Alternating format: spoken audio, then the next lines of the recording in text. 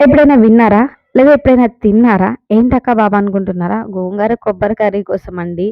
So, ఇది తెలియని వాళ్ళ కోసమైతే ఈ రెసిపీ అయితే షేర్ చేస్తున్నాను. గోంగూర కొబ్బరి ఎలా చేసుకోవాలి? దీనికి కావాల్సిన ఇంగ్రీడియెంట్స్ ఉల్లిపాయ, పచ్చిమిర్చి, గోంగూర, కొబ్బరి, పసుపు, కారం, ఉప్పు, ఆయిలు. మెయిన్ ఇంగ్రీడియెంట్ వచ్చి ఇందులోకి ఏంటంటే మనకి జీలకర్ర, వెల్లుల్లిపాయ పేస్ట్. ఫస్ట్ అయితే ఒక పాన్ పెట్టుకొని అందులో ఆయిలేసుకొని ఆయిల్ హీట్ అయిన తర్వాత అందులో మనం పచ్చిమిర్చి, ఉల్లిపాయ అయితే వేసుకొని అందులో కొంచెం పసుపు, ఉప్పు యాడ్ చేసుకొని మంచిగా మగ్గనివ్వాలి. దాని తర్వాత అందులో తగినంత కారం ఏసుకోవాలి. అది మీరు తిన్నంత ఎందుకంటే పులుపు కాబట్టి.